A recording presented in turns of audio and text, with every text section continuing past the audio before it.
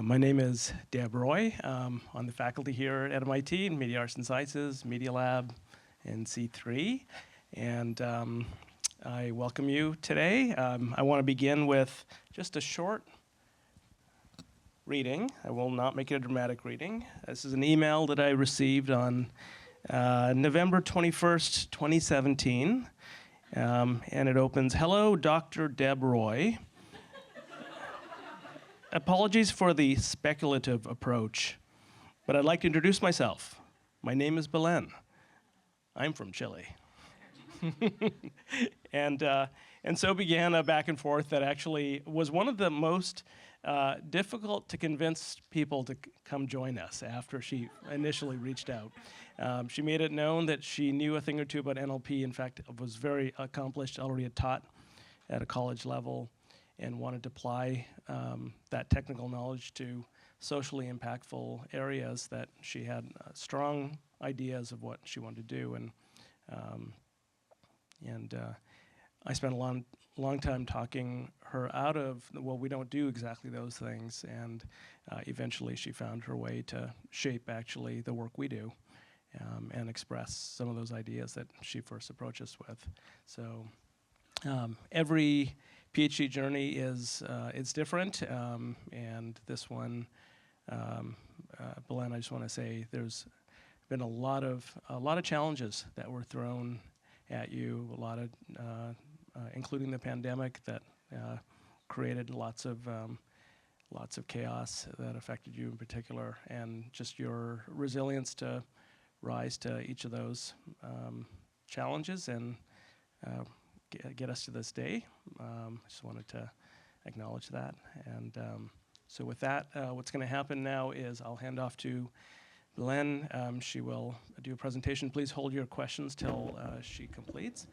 Then we'll have a public Q&A. In fact, Belén is known for her questions, so we expect some questions from you today. And she will defend the thesis. Then we'll have a closed door committee meeting. Belén will introduce her committee in a minute. And Heather, is it at 5? 5:30, for those of you who are around and want to gather. We will be just one floor down well, I shouldn't say celebrate or commiserate with Belén. We'll see how things go. Okay, and with that, I give you Belén. Thank you so much. I think they gave me this other thing. Okay, thank you so much, Deb. I'm moved by the words. I'm trying to express emotion, okay? Okay. Good job. Okay, thank you everyone for coming. Thank you, my committee, who I'll introduce in a second. Thank you, everyone. I want to do the thanks at the end, and also people on Zoom who are connecting from all around the world, which I appreciate a lot. So today, I'll be presenting the work that I've been doing over the past many years, as Deb has mentioned. And I've titled it Towards Bridging and Governing Decentralized Communities. And I'm going to walk us through the specifics of what each of these things means. I want to start by thanking my committee, Deb Roy, who's seen me grow through all these years, Ross Picard, who is also here with us, who's been like an ally and very great support, and JZ, or Jonathan Z. Train, who's also given me very insightful knowledge and ideas that have shaped core aspects of my thesis, and I think that makes it way stronger. So with that, I want to set the stage saying that social media can be great, it can actually bridge us. There's many opportunities for us to connect online. However, as we know, it's rather dividing us, right? It's pushing us away. And the question that I engage with, and I've been motivated for many years, is how can we be more intentional about designing online spaces? In particular, for my thesis, I focus in one aspect, which is speech norms or social expectations within communities. And we can imagine the following scenario when we have different communities. Maybe you have families, and when you're in your family, you have specific expectations. Maybe you'll have a norm that says, don't raise your voice. If you go and hang out with other people, maybe at work, you have other norms. For example, you must salute. If you move to different community, for example, sports team, maybe here the norm is like the opposite of your family, and here you need to make sure you yell at other people. And then if you move to your music band, maybe you have other constraints, which is don't talk about the new album. So you have like type of tone, and then you have not this content. So many different things that define how communities are expected to behave with one another. In social media, we have a big challenge, which is context collapse, among many others, which is now I'm talking, I'm broadcasting to everyone. So whatever I'm saying might align with some people's values, might resonate with them, but might drive others away, and that might create conflict among people. And this conflict has been driving us farther and farther apart, with people getting upset at each other. There are many solutions that the community has proposed, both in practice and research communities. In particular, I'm interested in looking at how do we get these communities to kind of find their own spaces online, and we'll focus in decentralization, community-centered approaches, which is community define what they care about, and we're gonna try to empower communities and allow them to self-govern. As you see here, all the communities are far apart, so one challenge could be that this decentralization and community-centered approach leads to isolated communities that discourage connections among each other, which is also not what we want, right? So my thesis focuses on trying to find these bridges when we're like, oh, maybe there are some instructions that we could follow, or like make us aware of how do we get from one point where we're at to the other. So instead of having these isolated but maybe safe communities where we know what we want, we know what we care about, we are all happy, we're trying to find these bridges spaces when we go from very intimate scenarios that I feel comfortable in to scenarios where I'm exposed to other points of views in a fruitful manner. I want to take a step back and look at research that has documented this for years.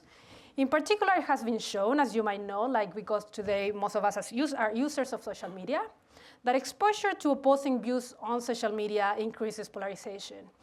And this is a challenge because as of 2024, aka last year, we spend at least 6 hours a day online. It doesn't need to be on social media, but we do spend them online, which means that tons of our interactions are driving polarization.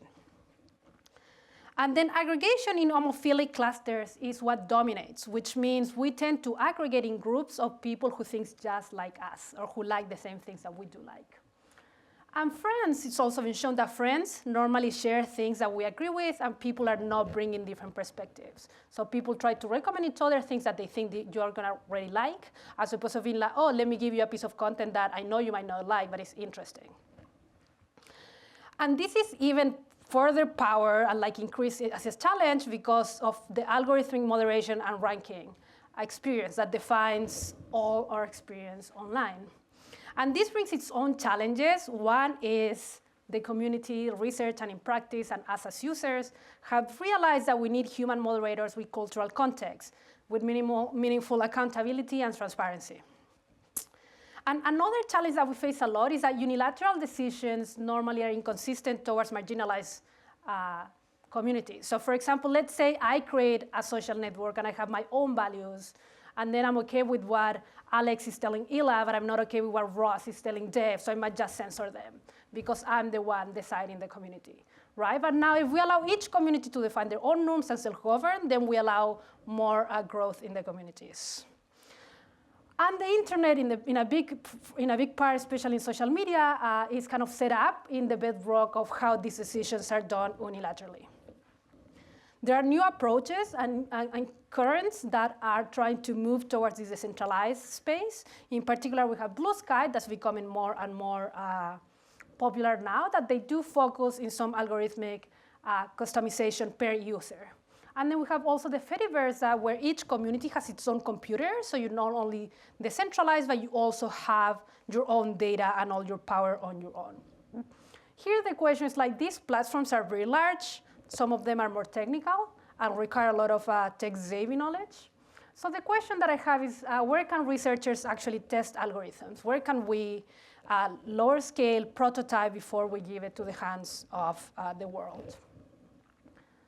And the two research questions that are going to lead the rest of the presentations are two. One, how can we design opportunities for community-centered, explainable, decentralized governance? And how can we design bridging opportunities for communities with differing norms and values? And the contribution is threefold. One, I'm collecting data, analyzing data large scale to surface patterns. Then I'm proposing tools developed and inspired by the motivation and by this data. And at the end, I'll be introducing a new social network that is a new app that we developed at C3.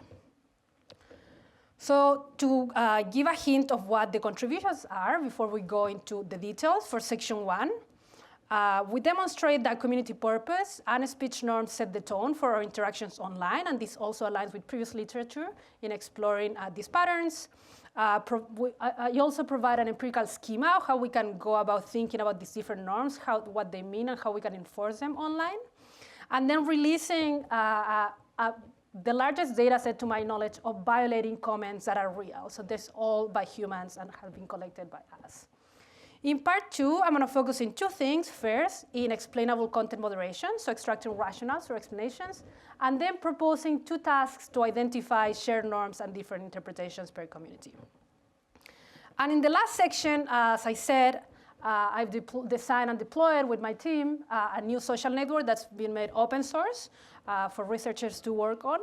And then, in addition to that, I run experiments, so I'm going to share some learnings from the experiment as well.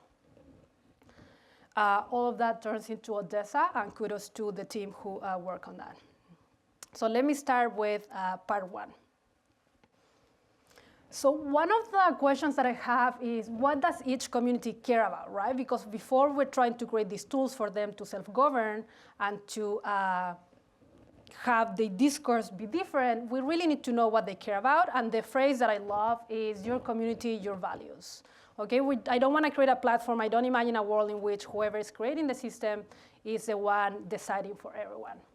And we have two hypotheses, what our communities care about and how do they express them, and we look at purpose and speech norms.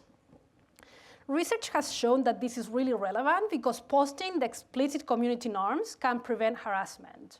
So when people are made very aware of the norms, it changes behavior.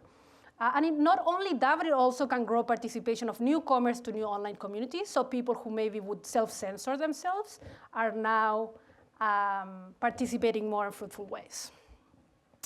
So with this, the first things that I did in collaboration with Sinclair was to create a very large data set. So for 2 years, 2020, 2021, we copy in real time Reddit data. And we needed to do it in real time because content gets flagged and moderated and removed rather quickly, right? So we needed to copy it as soon as possible before the moderators or the regular expressions that cover curse words got their hands on it. So we did that in real time. The only thing that we have in this data set is explanations for why each comment was removed. It's not a short explanation, but it's sometimes the whole policy that was posted being like you violated the policy, or it was a subtext trying to explain. So there is a lot of processing being done there to map them back. And very interestingly as well, we collected around 60,000 different unique norms or rules of what people care about in Reddit. And for those of you who are like less familiar with Reddit, it defines itself like as a collection of subcommunities or subreddits. Each subreddit has their own norms, which are the ones that we collect here. And from here, I want to set a disclaimer because I am working with a lot of moderated content. I'll be showing and saying out loud some profanity, which is my chance to get it out, you know? Okay, so let's look at the first point. But be aware it's real. Okay, so we found that the community purpose does set the tone. And first we look at pro-social metrics. So I'm not only interested in reducing toxicity online, but I'm actually interested in designing spaces that promote healthier behavior. For that, I'm relying on Perspectives API's pro-social metrics that include compassion, curiosity, and personal stories that are metrics that also in C3 or research center, especially telling personal stories, is something that is considered pro-social reach and that bridges people. For those with the eyes like that, I'm going to make the numbers bigger in a second. One thing that I want you to focus on is that if the number is wide or around 1, it means that that's in average across Reddit communities. And for this, I took around 6,000 different communities to run this analysis. If it's blue, the darker, the more pro-social. If it's red, the darker, the more less pro-social. So we ran this for many communities. And then we did find some positive correlation in the purpose or description for the community in Reddit and their pro-social behavior. In particular, we found like two of the most pro-social behaviors are narcissistic abuse, which is for people who have been victims of this and come here for support. And then child of hoarder also coming for support. So communities that do aim for support normally lean more pro-social. And then we have other communities that are more related to memes or politics and different things that they normally lean less pro-social, much less than average. As you see here, like this is some of the darkest red we got. We look at community norms. Again, for those of you not familiar with Reddit, people would say, have a short name, say we care about sarcasm, cynicism, and profanity. And then you need to be like, OK, do you allow it? You don't allow it. And then here in this scenario, they say we don't allow it. Then for posting scary stories also, do they allow it, don't allow it? Then they say, please post only scary stories. So this community only allows scary stories. We have many other norms. For example, don't be a dick. It says, if you're not it says if you're not going to behave yourself, you can go someplace else. One interesting thing here is that it says, if you don't behave yourself, right? Maybe behaving yourself for me means one thing and for you means a different thing. So it's still quite ambiguous, right? And it could also be said in a different pro-social manner, which is be nice, right? So each community has its tone and way of saying things, and we don't want to censor how they say it if they're thriving in a pro-social way. We have many other norms around the 60,000. It talks about, for example, of all comments must be positive. Here, don't comment us for medical advice, and so on and so forth. So from this inspecting, we notice the pattern that some norms are prescriptive and some norms are restrictive. So some norms say do this, and others say don't do that. And we're going to be focusing on this aspect and how this can affect ranking and order of content in social media. Another thing that we did to try to understand more the challenges in operationalizing norms or using them for to train models for content moderation is say, okay, we have these 60,000 norms. Can we reduce the dimensionality and maybe cluster them and see how easy is it to operationalize each of these clusters? In particular, I took some related work and literature to try to find categories that the community had already found. And then I ran an unsupervised clustering, trying to map what I found to these categories. And we see that people care about doxing personal information, formats, so on and so forth, politics, and things like that. One very interesting thing, which is where most of the community put effort on, is hate speech and harassment. And we see that our method, in particular, when we work with BERT-based sentence embeddings, we see that norms around hate speech and harassment are not necessarily easy to distinguish from one another, which also goes to the challenge of what each community means by hate speech and by harassment. So with this, I'm working with, or proposing that we map it to this schema, which is norms. We have explicit and implicit. Explicits are the ones that we've been looking at, and implicit, you might be like, okay, we have all these norms, but in reality, I engage, wherever I go, I see how they behave, and then I do that. So there is also space to try to look at implicit norms, but research in online communities does show that at least doing one layer of explicit for governance is important. Within the explicit, we have prescriptive and prescriptive, and also the value of the purpose, which is what I'll be talking about in section 1 of the NLP models that I've developed. And then in section 2, I'll talk about implicit norms that we surface from the data. So specific contributions from this section include releasing a very unique data set, the largest to our knowledge, definitely at the time that we developed this, that studies speech norms, around 60,000, and of removed toxic content, and many other norms as well, of 230,000 norms. Then large-scale analysis of pro-social metrics for communities when we look at their comments and calculated the metrics that I showed earlier, and design considerations for the new platform that we're introducing here, Odessa. These questions or these contributions in a specific go to try to answer the first question that I had posed, which is how can we design opportunities for community-centered and explainable decentralized governance, and specific to the community-centered approach of norms. With that, we take both our hypotheses that we had at the beginning, and now the question is like, okay, we now know a lot about norms, we know what communities care about, we know what content we should be removing, ranking, and defining different ways. And the question is like, how do we operationalize these values or these norms, things that communities care about? So we go from data to tools. And in tools, I want to talk about two main things, and I'm gonna try to cover key aspects of them and more in the thesis, so for when you read it. The first aspect is explainable content moderation for explicit norms, and I did in collaboration with Sasha Raj.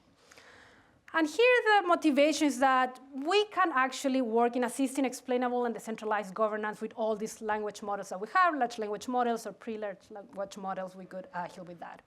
And the motivation originally I had shared, it says we need humans, moderators with cultural knowledge, and we don't want unilateral decisions. Other big part of the motivation is the emotional load that moderators need to go through. Imagine your full-time job is 8 hours a day, sit down and read all these toxic contents. Burnout rate is pretty high. Okay, rotation is also high. The community does use a lot of AI, but still a lot relies on humans. In this paper, they interviewed a series of moderators, and they found, quote, sadly, we do get burnout. As far as keeping everything alive, we just keep moving forward.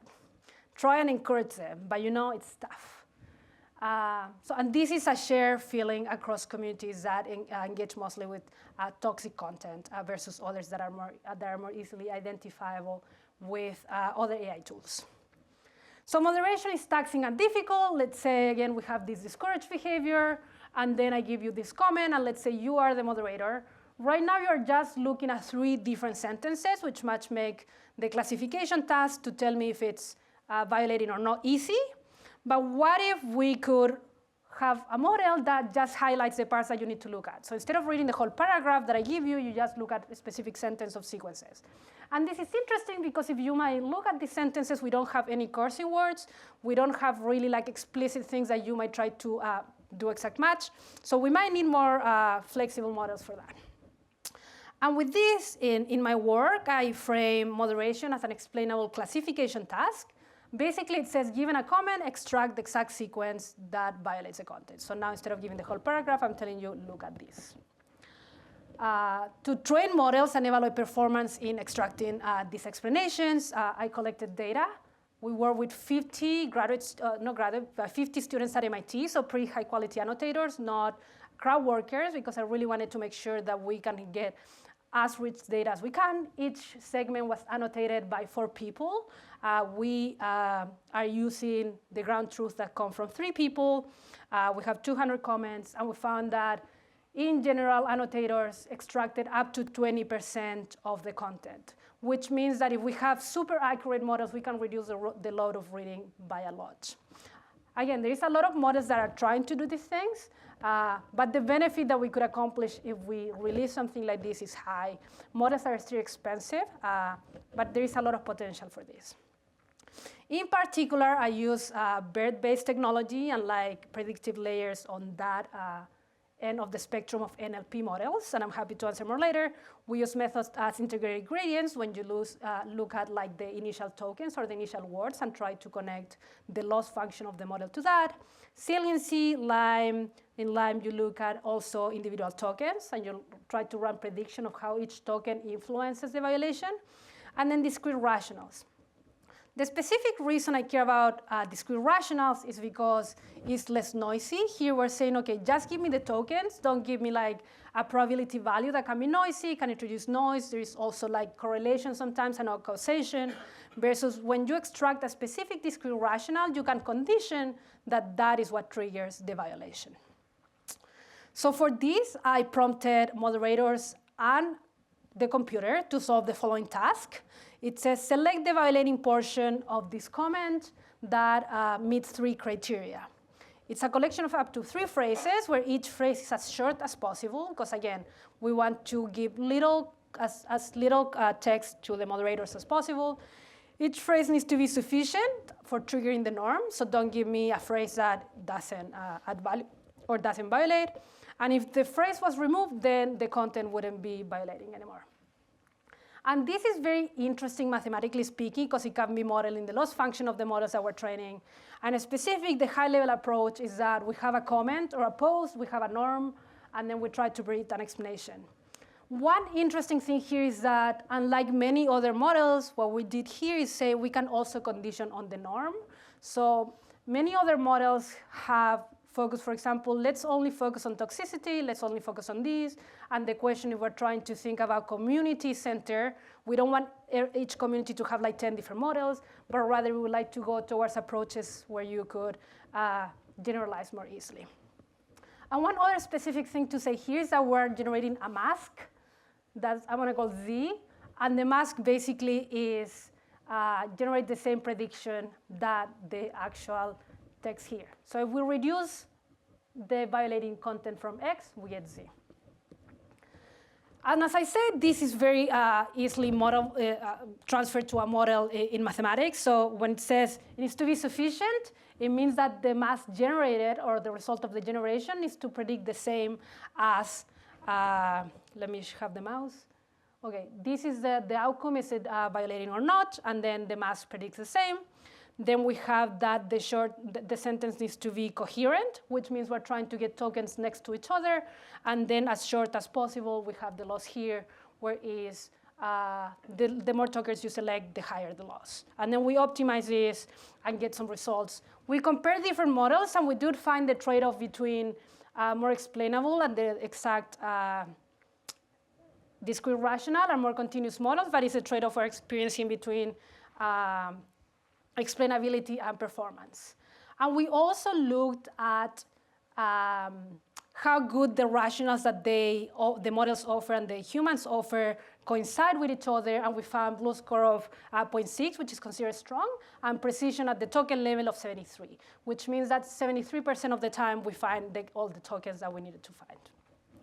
This all happens before ChatGPT and large language models came, so new approaches are coming now, and the community is trying to make large language models come, and like also me and some collaborators are also exploring this direction. One of the strengths of this new approach is that we will need to process less data, we don't need fine-tuning, and it might generalize better. And in particular, colleagues at the Cyber Policy Center at Stanford have shown that it isn't enough to define the norm, as I've shown earlier, but the richer and the better the definition of the content policy, the better the performance. So for example, if you post a model saying, don't discriminate, the model will still not have great performance because it doesn't mean what it needs to not discriminate about. So if you actually make explicit the protected classes, it will be better at detecting moderating content or violating content. The specific contributions of this subsection is reimagining content moderation as explainable task, which now the community has agreed on and is working heavily in it. Benchmarking interpretable verse-based models, comparing them to human performance, and collecting human annotated data for further benchmarks of models. This also goes to the first research question, which is how do we go on designing opportunities for community-centered and explainable decentralized governance.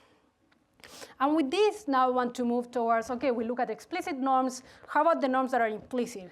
How can we engage with them? And here I want to try to engage in understanding shared norms. And I've done this work collaborating with my student, Sasha. And the challenge is here, OK, before we had these communities decentralized. Let's assume everyone's governing themselves in a very accurate way. But now it's like, OK, we're happy, but we're separate. So how can we create bridges between these two communities?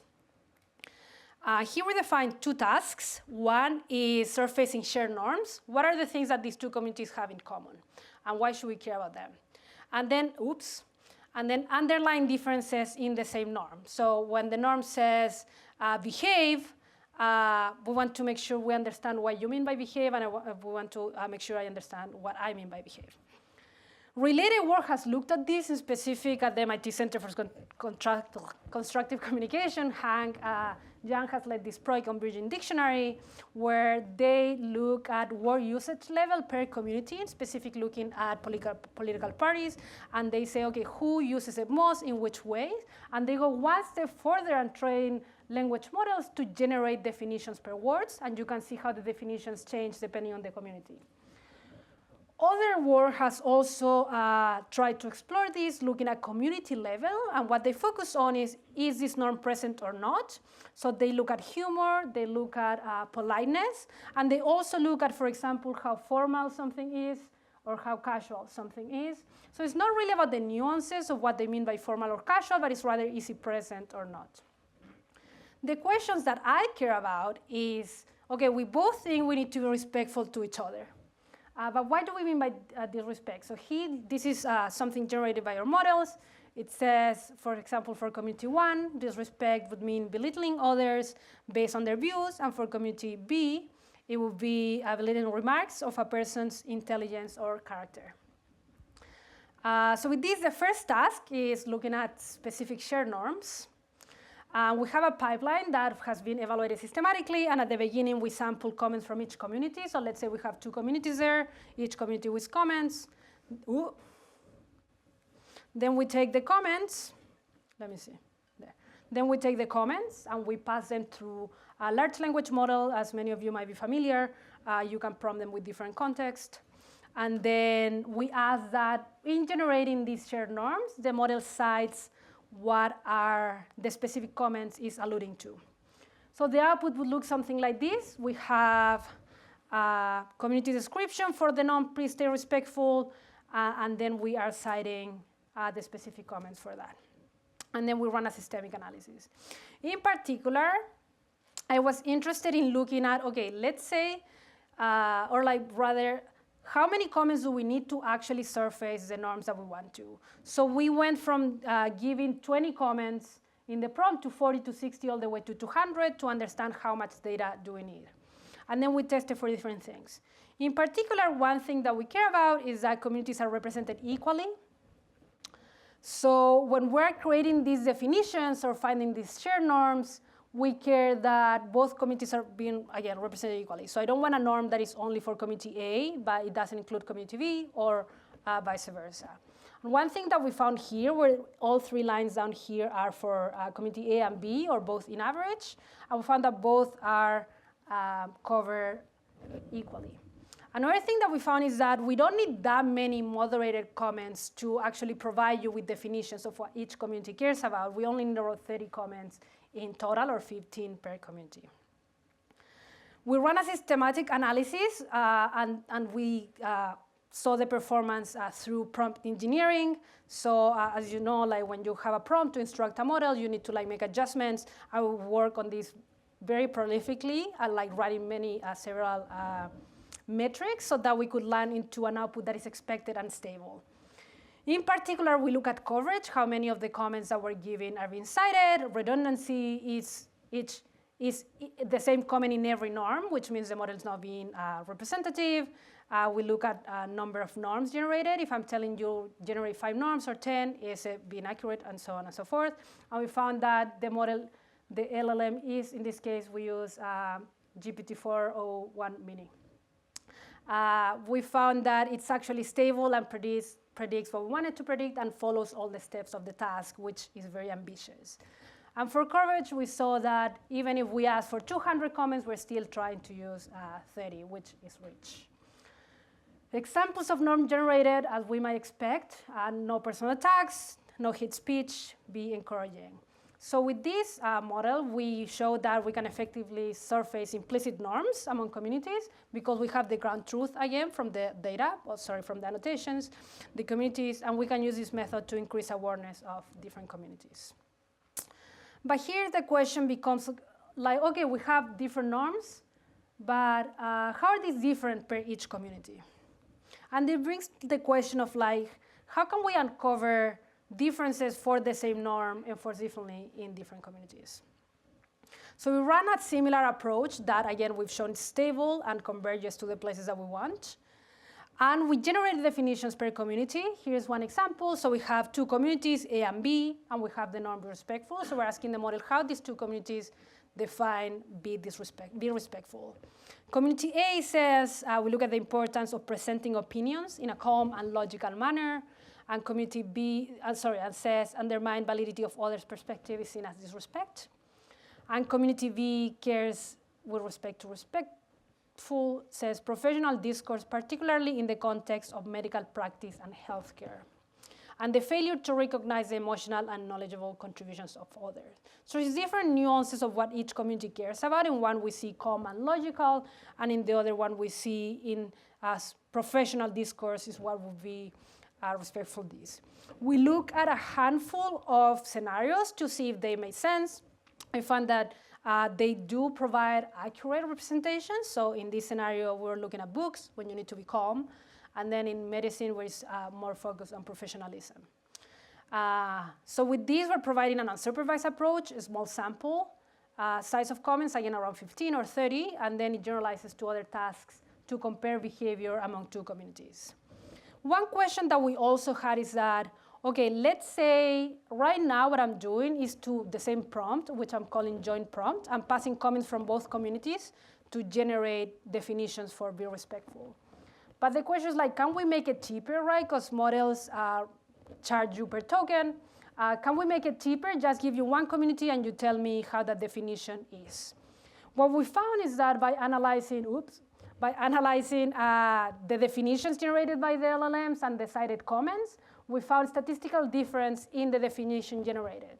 So having that juxtaposition between community definitions, having the juxtaposition of two different communities in the prompt made richer definitions than if we only prompted them alone. And interestingly, the cited comments are not statistically different, which means maybe the model is citing the same comments, but it's just providing just general norms. So with these future opportunities, one is surfacing commonalities and differences among communities, aided by LLMs, and we could also assist content policy development as we start developing these policies for others. So contributions of this subsection is the definition of two new NLP tasks with quantitative and qualitative benchmarks, both in the full pipeline and then analysis of the results. A method to identify norms variations and foster mutual understanding. Now we know what you mean by disrespect, we know what I mean by disrespect, and a systematic evaluation framework to evaluate models comparing community for many other opportunities. And this goes to research question number 2, which is, how can we design bridging opportunities for communities? Right now we know how we perceive the same situation, how now we can be bridged.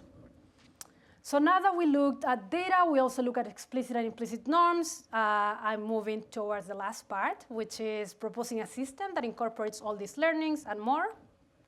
So we're bringing in the table that we saw, like the diagram that we saw earlier, which is thinking about prescriptive, restrictive norms and purpose, and the idea of connecting communities and also using explainable moderation. In designing this tool, one of the goals is moving from centralized approaches towards decentralized principles or approaches, going from top down to bottom up, which means now instead of having, say, Facebook deciding for all of us what are the policies, we want also each community to be able to govern themselves. And going from hidden moderation algorithms to more explainable ones, like the ones with the rationals that I showed earlier, to try to increase control of the algorithms and how the content that we have online works. So for this system, I take inspiration from many studies that I've run, an analysis, and also work by others. In particular, we look at the work that I just showed for Reddit. There are 3 other projects that I did during my PhD that also influenced the way I see content moderation and design in social media. One is Gobble, run by Ethan Zuckerman. The other one is at a study that I ran on Twitter, seeing how adding visual cues helps with people regulating and helps like ranking content, done in collaboration with Ross. And then we have another social network that we deployed at a middle school that we ran for a few months, and that also informed how I think about norms and what is the content that we have. It's called Inspire, with many collaborators in the room, like Nabil, Maggie, and Sneha. Also, a lot of inspiration from the Fediverse. This idea of having each community own its own data and run their principles, and no one comes like tells me what to do, is very rich. One of the challenges in this is that it needs you to know a lot of programming, right? Because you need to set up your own machine most of the times. And then very inspired by Fora, which is the ultimate social network. This network is in person. It's based on hosting online conversations, in-person conversations that are recorded, and then they're passed to a virtual environment where you can engage with them and have some sense making with AI tools. So it's all about connecting people in small groups, having conversations, and then we want to understand how to move information from one conversation to the other, which is like how do we pass from one community to the other. All this brought to my mind the idea of like building a world where many worlds could fit.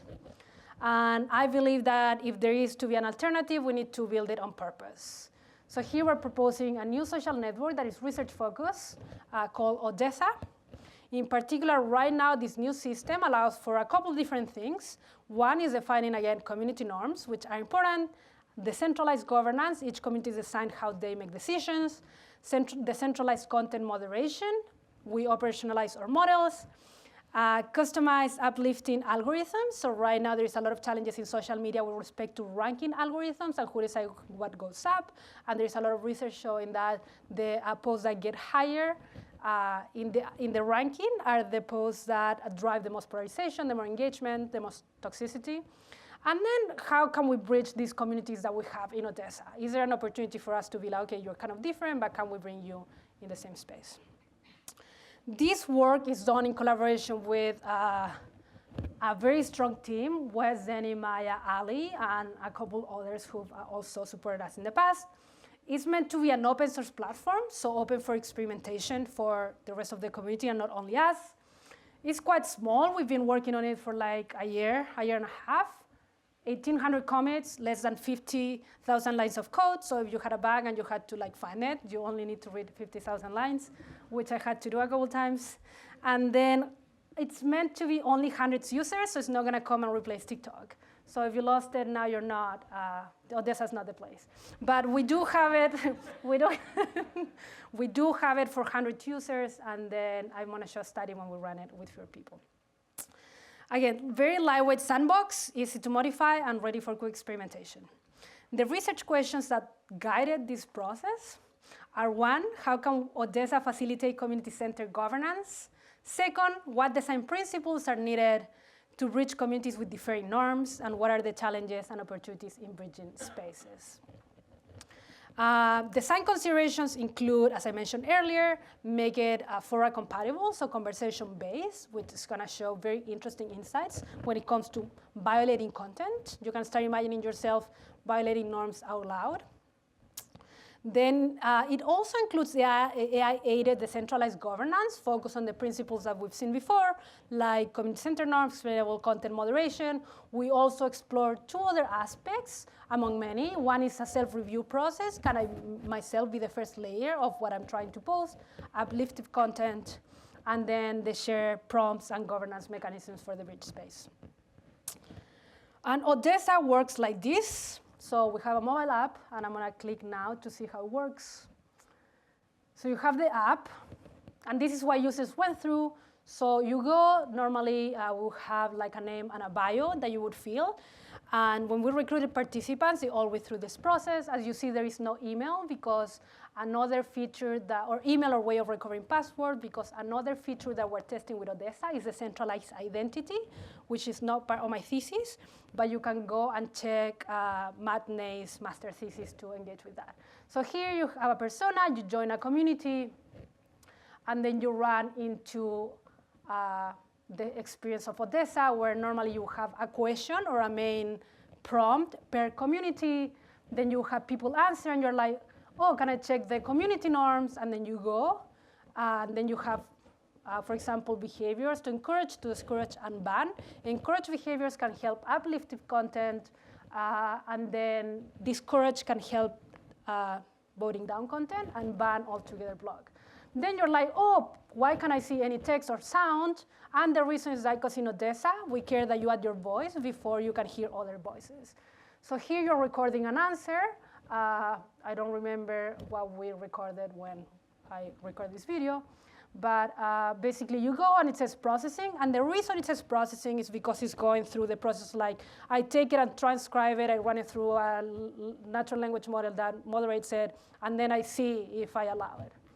And then once you participate, you can actually see the audio of each and a little bit of the transcript so that you can decide to play the audio.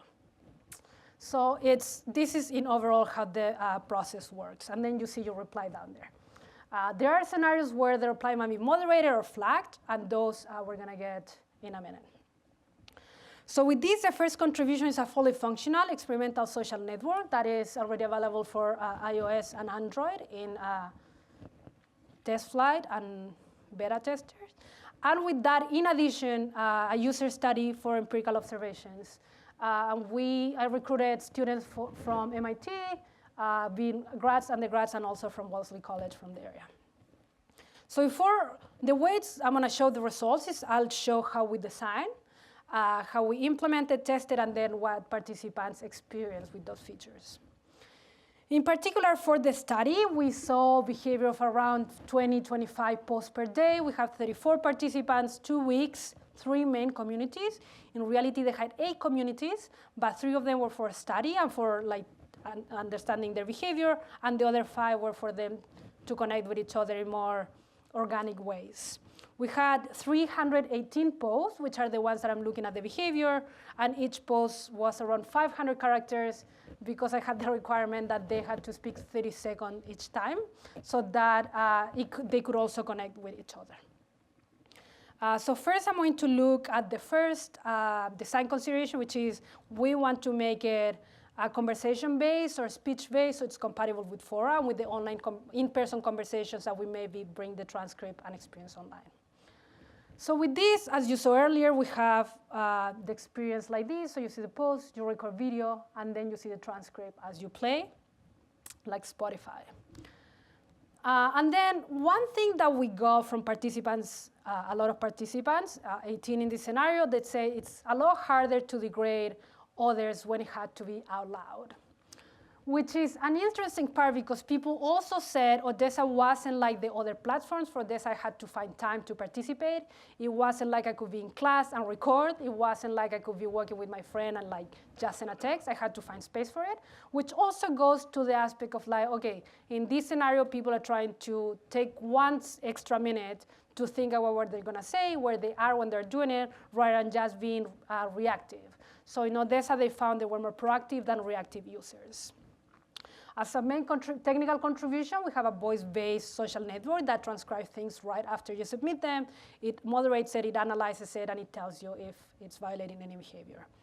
And one of the implications, as I was saying earlier, many participants said that they needed to find time to record their voices because they weren't going to record it anywhere.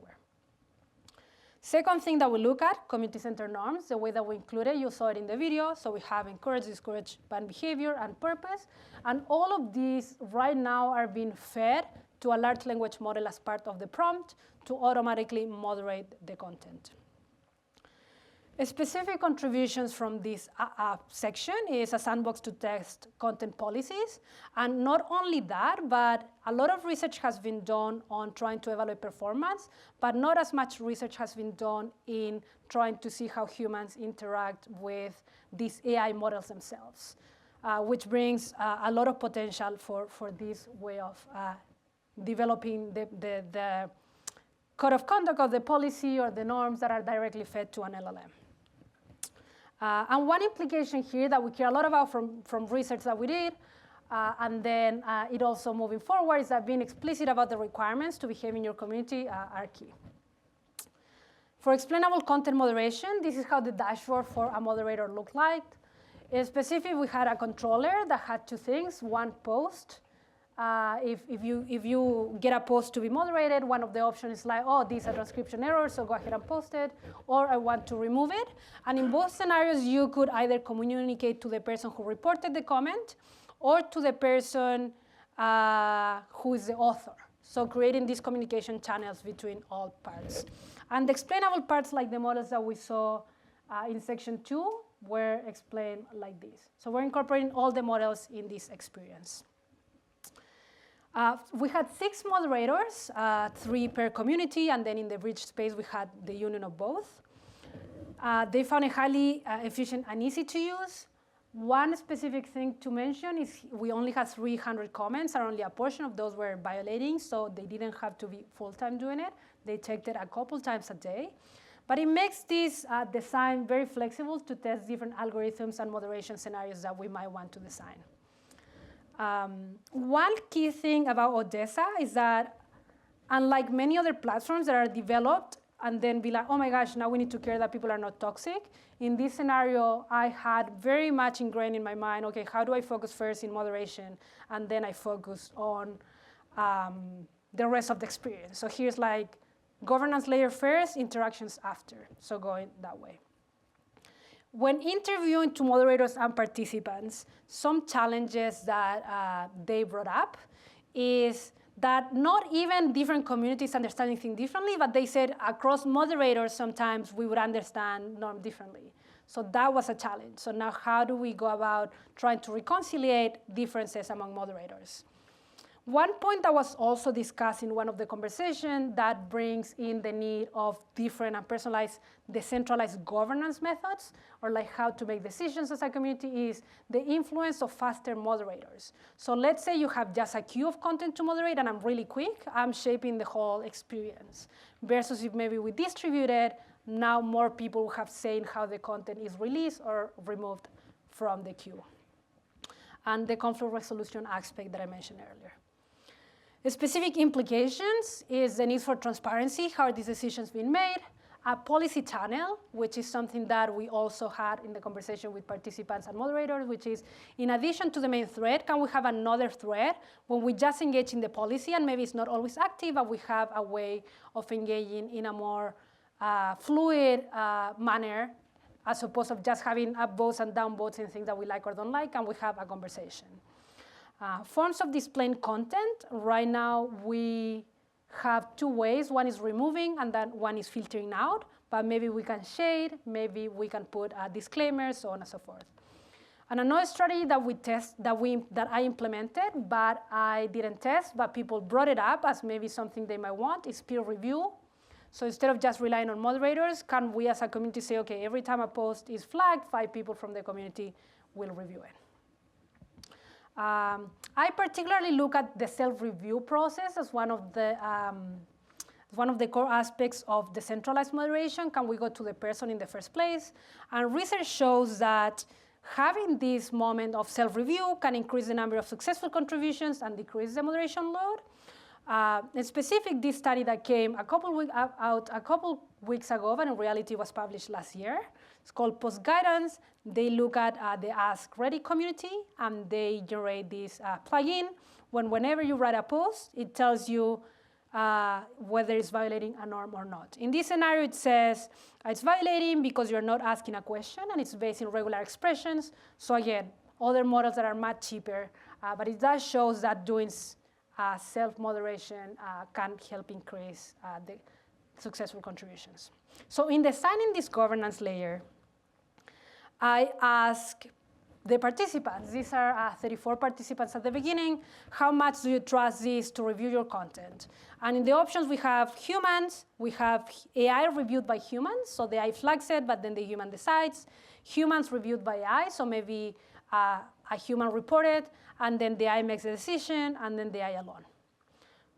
Oop. And then the scale of trust goes from don't trust to review my content, to neutral, which is a white, to leaning to trust, to defer all decision making. One thing that we found is on the communities we're working on, people tended to trust the humans the most and trust the AI the least.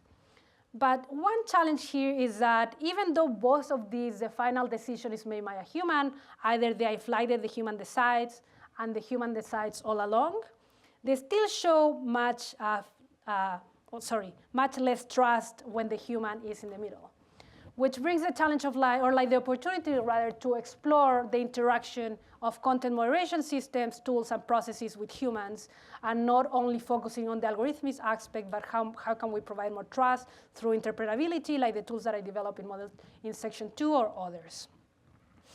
A specific implication is that the governance strategy really depends on the community. So maybe some communities want a more AI-heavy strategy, and other communities might want a more human-heavy strategy. And it really, like, right now, platforms normally have one approach, which is the approach that the platform builds. But we have an opportunity to test different strategies for governance online and enable explainable AI with humans.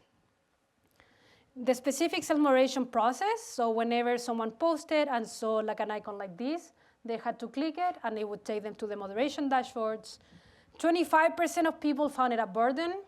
They said it's additional effort, and I prefer other humans to handle it. So they didn't want to even review their content. The other 75% were proactively comfortable, like they would say not only in the surveys, but also in the interviews. They were like, oh, I enjoyed this, I interacted with the AI. They recognized its value for moderation. They said that it fostered self-awareness, and it promoted transparency, and now they actually were interacting with a model as it was making decisions, which is an experience they don't have in any other platform right now. And when it comes to bringing spaces, now we have different communities. Each community has its own policy. And what I did is I created different communities, and I brought them to a shared space. So the front-end experience would be like this one. You have MIT graduate students or MIT undergrad students, and you could filter the content depending on the policy that you wanted them to filter by. So if you said MIT undergrads, it would display the content by their policy or their rules, and if you said grads, by their content of the rules. And here we have an opportunity to negotiate, like this is how you understand this respect, this is how I understand this respect. What is the middle ground, which is something that we can add to this bridge or this shared norm policy in the middle. In the implementation, as I say, is filter per policy, and in the shared prompt or in the shared community, there comes a new challenge. It's like, let's say now I'm trying to share a comment and filter it by the policy that is an agreement between both communities. And let's say someone reports a comment under that policy. Who is in charge of making a decision of whether to keep it or to remove it? Which in the implementation that I had for the experiments is you needed at least one person from each team to agree to remove it or to agree to keep it, to do it. But that's, again, one thing that I did as an engineer that maybe communities would want a whole channel to discuss it or want to use majority among everyone, or in this scenario, you actually want all the moderators to engage. But the implementation that I did, that it happens a lot in the larger social media ecosystem, which like engineers really are making all the decisions because there is only so much you can design in advance. Here I made that decision. We have an opportunity for feedback from the community members. So as they're finding more friction with this shared policy, we have more feedback to improve the policy. The three communities that I looked at for this experiment, we had two communities that were very similar, and they didn't know each other, where these joint participants was Take About Life, and then Takes About Life in Boston. Norms almost equal, only both said be respectful. Community one says you must introduce yourself whenever you post, and second community said don't share triggering stories. So those are the norms that they had. And because this is the very first experiment that we share, that I ran in this shared space, I had no restrictive norms. And just wanted to see their behavior of going from the experience of like one local community to the shared community.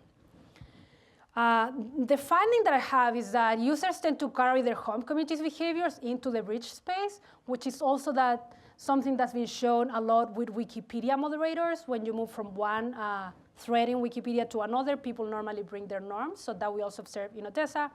Here we have participants in community A and participants in the bridge space or in the bridge experience. And then here we have the proportion of either violating comments or comments that are OK. In community A, people were violating a lot of their behavior because the norm in this scenario was easier to violate, and we see the same behavior goes to the bridge scenario. For participants in Community V, we also saw that in their local community, they violated much less than what they adhere, and it transferred to the bridge scenario. Users did not read the policy that much, they disclaimed. And when I traced the results, they read it at the beginning when they were onboarded, but only 50% of them checked it again. Which also brings the challenge of like, okay, we're putting all this effort and people are not really engaging, and like, it's gonna take a minute.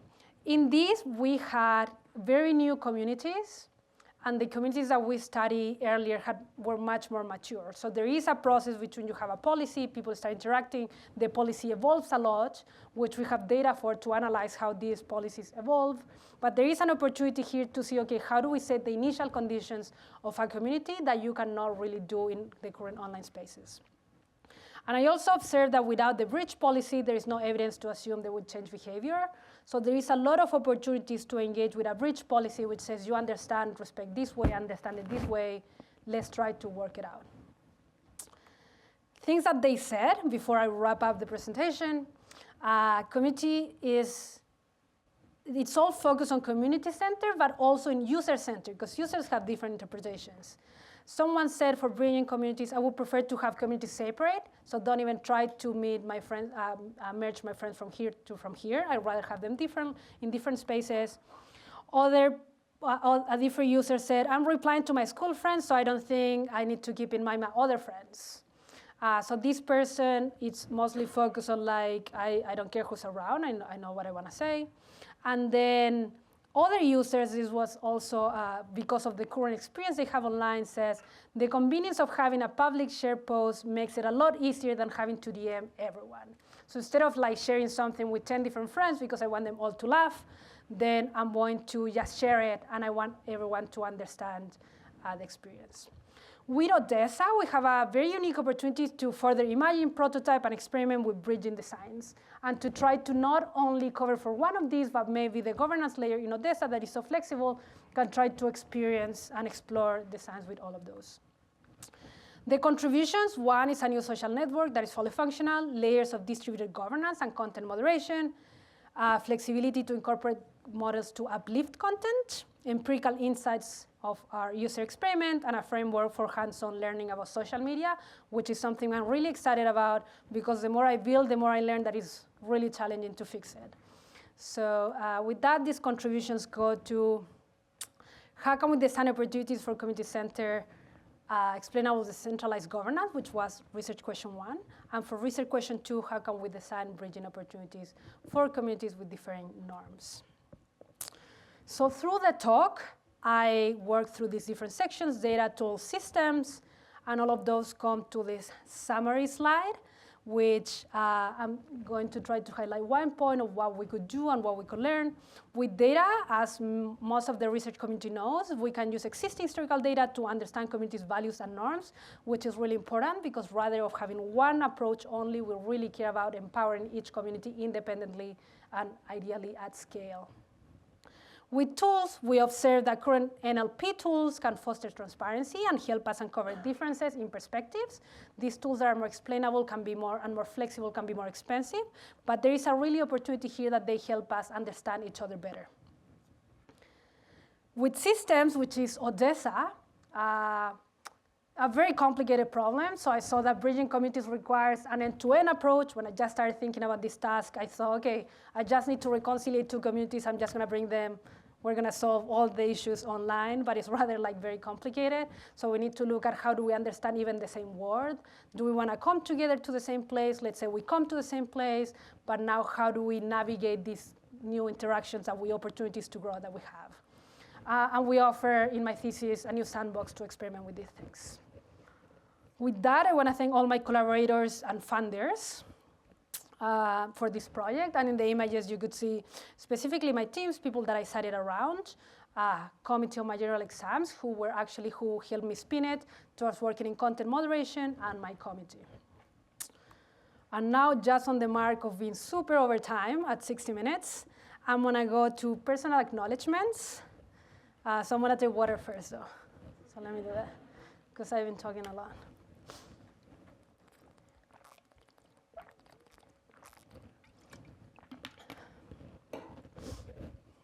Okay, I don't have an email, Dave, that you sent me, so I can't do that.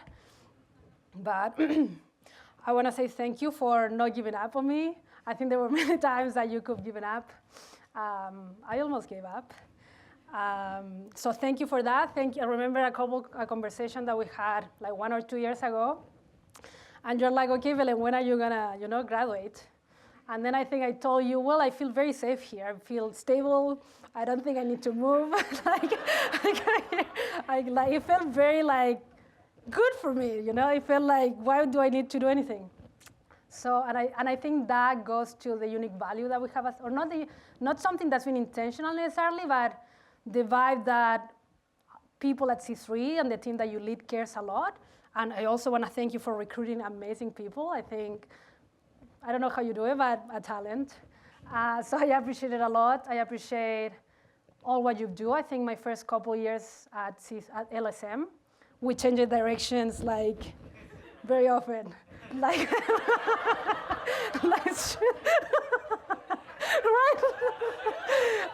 But I try to follow all the time, So I appreciate. No, I think no, but all that showed me that that's life, It is. I appreciate it. It showed me that my research, I will find my way. So thank you for leading us, for being a great human being. Ross, I'm going to thank you now. You're one of my favorite people in this world. Thank you so much for being a great person, a great mentor, a role model for sure. I think I've learned, once I was developing this quiz protocol, working with Ross, and the quiz people were like, what is this?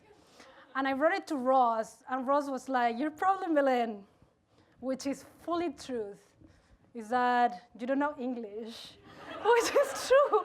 They were asking me a very nuanced, complicated question, and I was saying, me want to do work or something. It was very basic, couldn't explain it, and it was so honest, and then you walked me through doing the fixes and all of that, and I think that set the tone for me, being like, okay, there is something I don't know, but I'm gonna get there. I'm gonna get there, I can get it done. I remember one point in my thesis, I was struggling, and you're like, take care of yourself, the work will get done.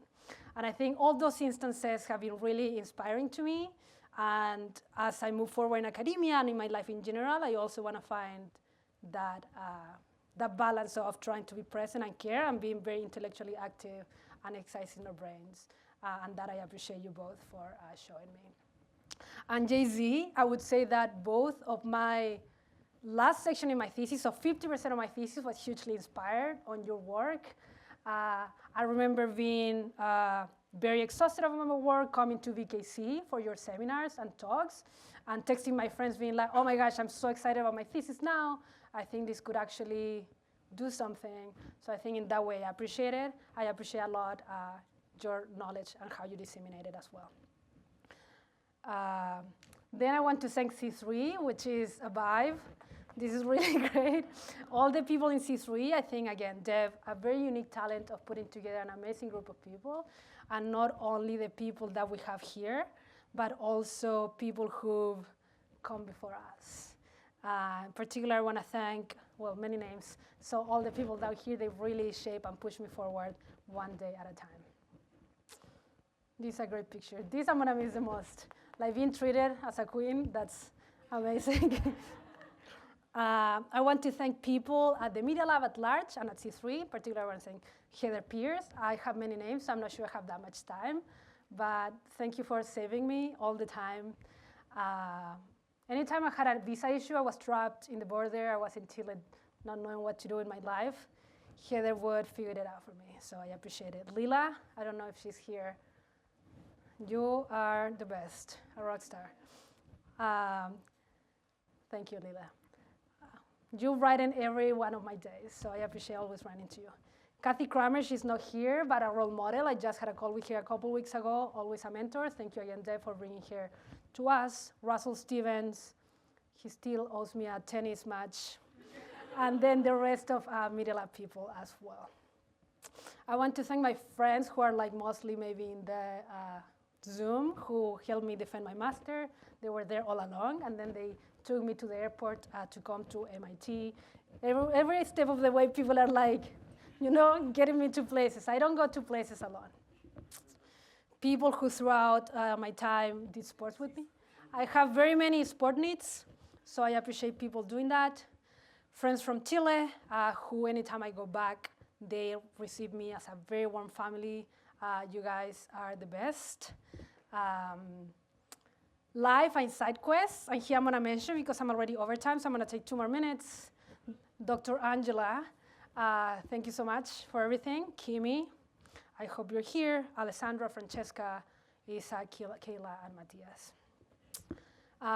Wisdom also, again, Jeff, you brought all these people to my life, so I appreciate it. Cassie, Eleanor, Hope, Nana, I'm going to say more later, and then Camilo and Neville, who saw me when I just came and inspired me to do great work. Thank you. Beyond the lab, Bernardo and Salo, A+ friends, Al, Elena, Eric, Hang, and Suyash, who always entertain me. Since Shakira thanks me for giving her an incredible 2024, it's only fair that I thank her for pushing me in my thesis. This is 100% real, no fake. The story of this, I'm going to tell it to you later, because it's not proper for work. Anyways, I want to thank my dream team, who are the people who've been with me since my first day in my PhD. I think they're the people who help me be happy. One is Dalal. She's not here, but anytime I need something in Chile, she's there for my family. If I need to support my sister, hang out with her, take care of my puppies, my family can't do it, Dalal's there. She is, whenever I'm like being like, oh my gosh, this research project is not going through, she's gonna be like, you're gonna get it through. Fran inspired me to travel the world. I think I'm a better person because of that. I think I pass it to my other friends, or friends who think I'm always traveling. The one to shame is her. Javi for always giving me a home in the US, potential home in Seattle as well, which I love. Thank you for everything, for the joy, the love, the family, everything. Whoa! Check it out. Okay, and then I also want to thank other friends, in particular Maggie Hughes. I want to thank Mohit and Tere. Maggie, we came here in the same cohort from day one. I think first time I met Maggie, I said, I'm not coming to the media lab, so maybe we shouldn't be friends somehow. I'm in awe of you, friend. It's been a journey. Thank you, Deb, for recruiting us together. A lot to say. But thank you for growing, like doing research. I do computer science mostly, do design mostly, and like I've learned so much. It's been the joy of my journey to work with you. Mohit, who's not here, my emergency contact. I've been in the hospital many times throughout my PhD. Mohit's been there with me, like at 4 a.m., even if he had an exam next day. It's been A+ support. I do need a lot of people in my life to be happy, okay? And so I have a lot of needs. And then Tere, I think when okay, this actually I wasn't gonna tell it, but I'm gonna say it.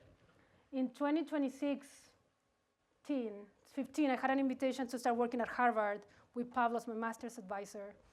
And it was just in February, but in February, Shakira was also gonna go to Chile. So I said, no, thank you, can't go work at Harvard. And then I told Tere, hey, I had kind of this offer. And she's like, Belén, you're crazy.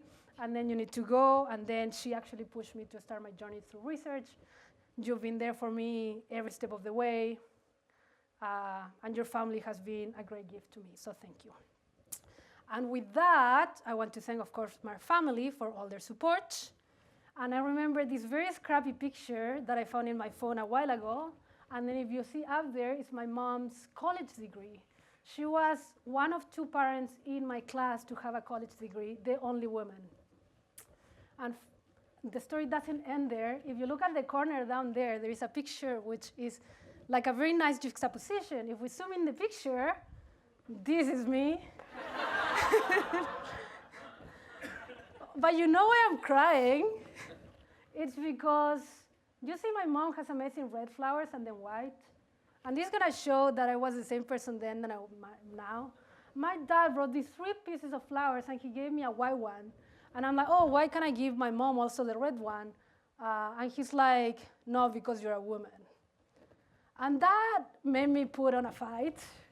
I did not win because I'm still there. But that moment was critical to me because I'm like, I was already thinking of me being able to do things as a woman when I saw my mom graduating from college when I was around 4 or 5 years old. Yeah, but then I said, okay, technology does exist.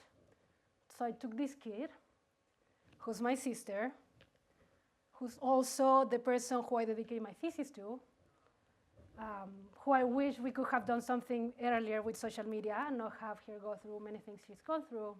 But I took her body and using Microsoft Paint when I was 9 years old, before GenAI.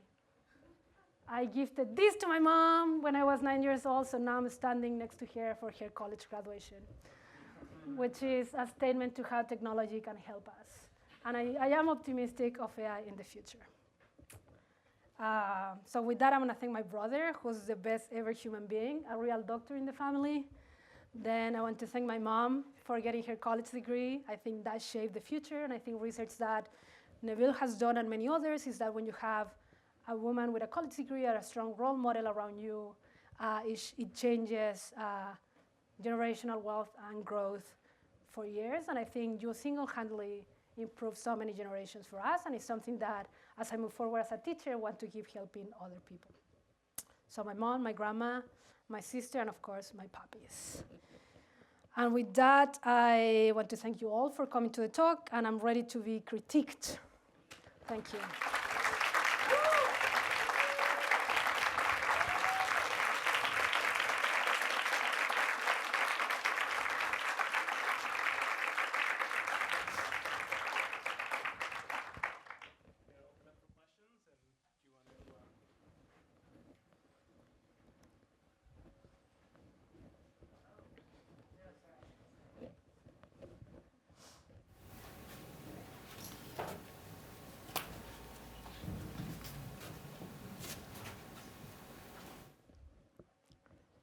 I feel like it's a discourse puzzle. Who should ask the first question? And somebody has to take one for the team. But Belén, congratulations. Thank you so much for all the work that went into the thesis. And I think it's fair to say our cup overfloweth with what you've presented. Thank you.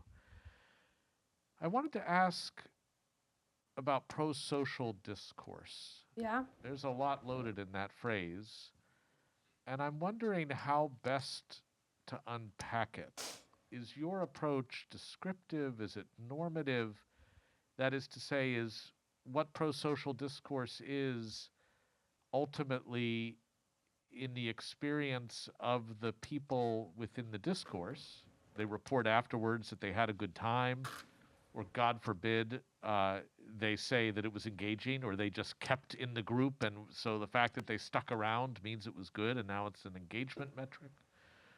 Or is it normative in some way? And there's some hints that I think are dropped that you have normative, not in the sense of there are norms, but in the sense of ought rather than is, that there's almost a moral basis for pro-social, including compassion, curiosity, self-story. Are these things that are good unto themselves because they are humanistic and valuable, and there might be a thriving, happy community of, let's get Godwin's law out of the way, community of Nazis who maybe don't behave that way, but they all like it?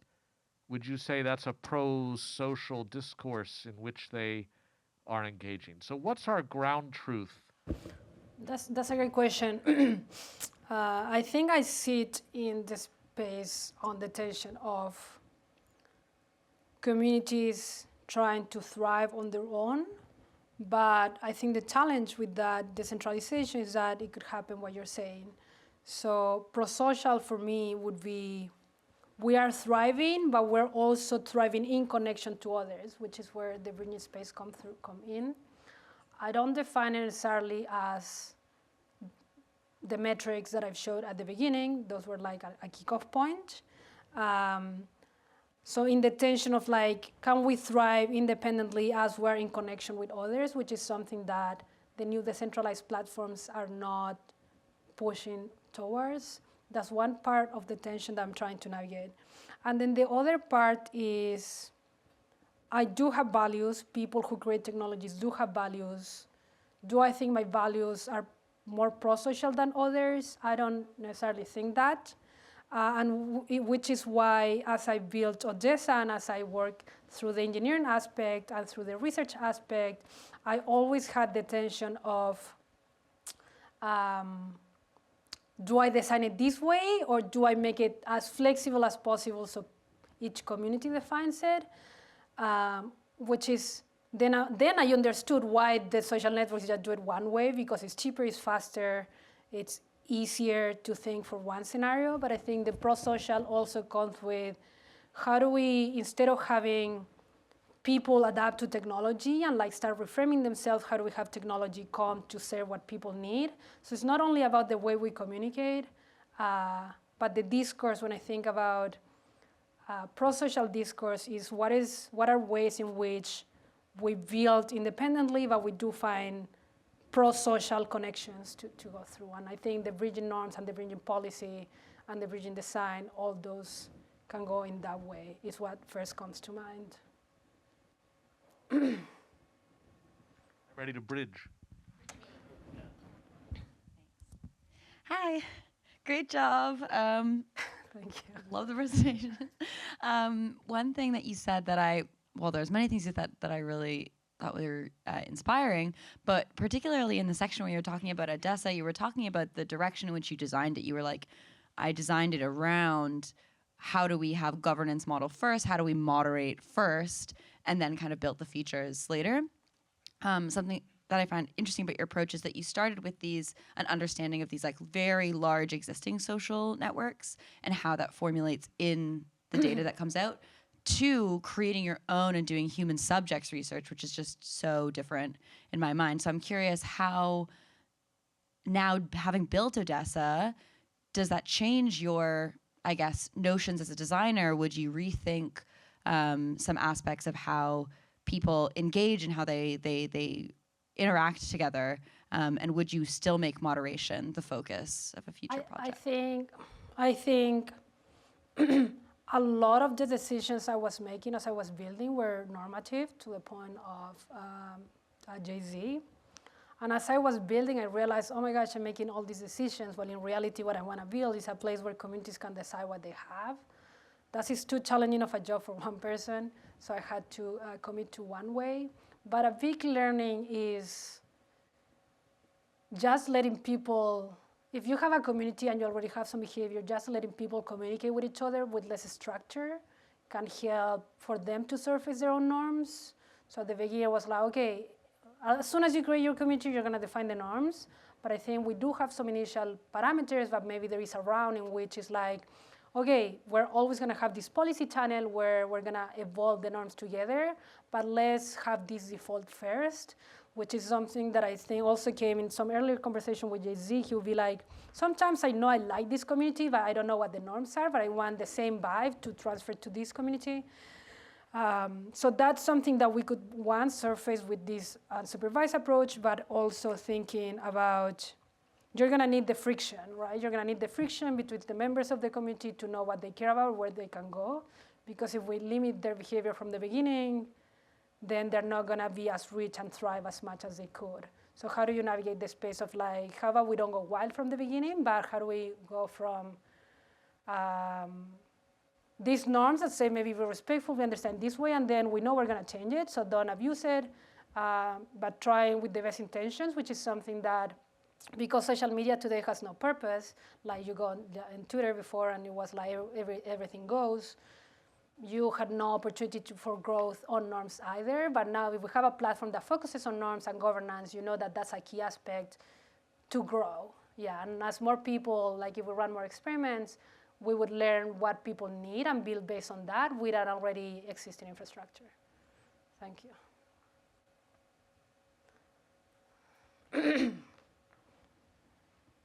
So, thinking of when we went to K-12, at classes we had rules, but on breaks, on recess, we did not have rules.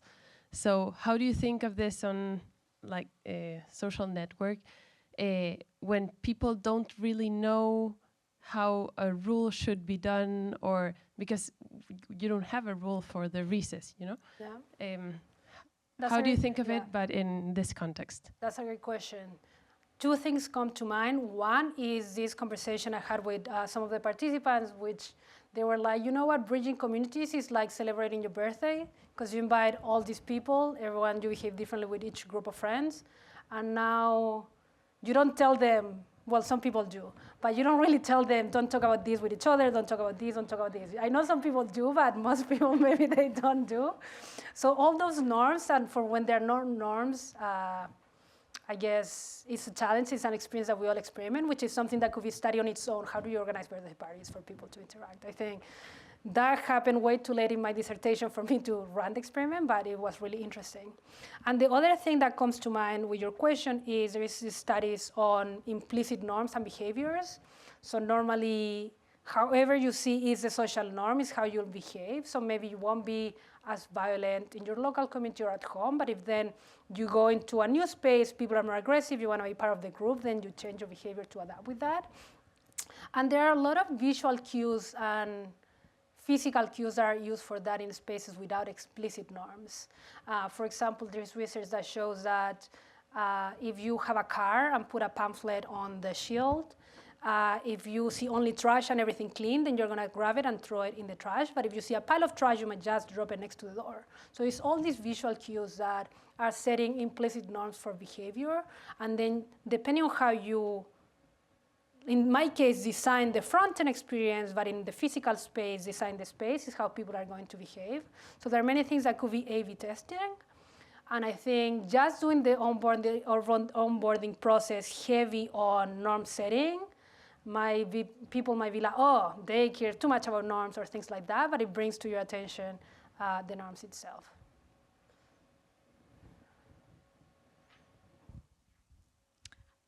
Thank you for that presentation. It was incredible. Here. So your work is very topical right now, given the recent announcement by Mark Zuckerberg at Meta that they have actually decided to roll back a lot of their content moderation, citing like the delicate balance between censorship and moderation. So I'm curious where you see the role of your work on, beyond the small pond of Odessa and the larger context of the various social networks and how these frameworks and these systems and principles can be applied and potentially address the censorship concerns, I don't think it's a real censorship concern, but theoretically, so how do you see your work in context of this larger debate about the role of moderation? That's a good question. And also, I guess, highlighted by the idea of free speech, right, online. I think that's one of the characteristics of that definitely sets the tone, which is some of my first slides of how Twitter works and how other platforms might work. And I think my work tries to contribute to the other direction, which is how about instead of letting people be and be like the world where we know there is the survivor rule where the stronger dominates, which is something that happens a lot. How about we go and design spaces where communities who aren't being heard in other spaces can also have a chance? And that brings into mind not only how do we set norms, but there is this example that Deb and I also talk about, which is how other platforms like LinkedIn were developed. And you might know the example, which is at the beginning in LinkedIn, only a few people could post. And they have very specific format, content, topic, and so on and so forth. And then that set the tone for the rest of the community. And now you don't see as much toxic content on LinkedIn as in other platforms, right? So I think my work is definitely not going in the direction of free speech, but it's going in the direction of let's try to have each community find value within, and if we can connect them better, I don't think I'm gonna try to serve people who want to be hanging out alone all the time because they have other platforms for that maybe, but if you want to come and find fruitful ways to maybe meet other people in fruitful ways, I would say Odessa is a better space. I don't think Odessa is, or like the design principles rather, are something that everyone should necessarily use. It's like physical spaces. Not everyone's in this room right now, even though it's a great space. But sometimes we need different spaces for different things, and it's how I see it right now. Bold. Thank you, Belén, for a very interesting dissertation and a lot of interesting ideas that are presented in it. After I came out of high school, I had a very short 6-month experience of working in a kindergarten. And from your presentation, it seems like there's a lot of very similar issues that arise. Some of the things that I thought were very interesting is like how instead of just, having recess and everything goes, often what happens is you have the kindergarten teachers actually take either assign social responsibility to particular individuals. Oh, there is someone new. It's your responsibility to make sure that they're treated well in the group.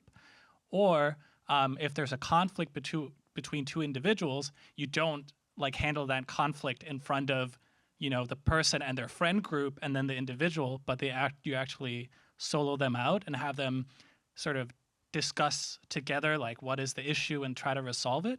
And I wonder how this social responsibility might play into some of the things that you've looked into as well. That's a great point. I don't think I've given it much thought before, but it's really rich.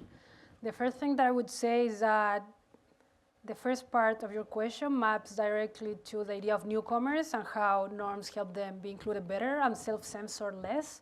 Because a lot of people, when they come to an already formed community or group, they tend to self-censor a lot. So how do we reduce that? And also maybe they have something of value for the community to grow, right? So that's the first part. And the second part, which is the social responsibility of dealing with the problem, facing others versus on yourself. That's a great point. I don't think I've engaged much with it before. I think it's something that would open a lot of questions for me and opportunities. Some thoughts that come to mind is how, in some of the quotes that I had, some people say, oh, yeah, I'd rather keep people separately. So then you would see the approach of let's treat it in private. Another user said, as I showed, I don't care who's looking at this, just get it done with, could be. And then the other person was like, I'm just going to say it, and whoever is in the room hears it. And it would map back to the community value. How does the community going to engage with it? And then it depends on the topic as well, right? Are you talking about a norm of being respectful or a value of identity, right? It really depends. And I think right now we do have different platforms like one-on-one, DMs, chat, and hierarchies where you could engage with that. And I think the more flexibility we can provide, the better. Because I don't think engineers like me or others are the ones to say, this is how the platform is going to address it. Because if that doesn't align with the community's values, then they're going to find another channel. Like a lot of moderators in many platforms around the world, they use Slack or any other forum chats because the platform itself, again, is not moderation first. So they focus in other tools to solve that. Definitely interesting to think of mechanisms of accountability, I guess. So focusing how moderation can relate to accountability and how to move forward. Yeah, thank you. I saw a hand. Time for one last question.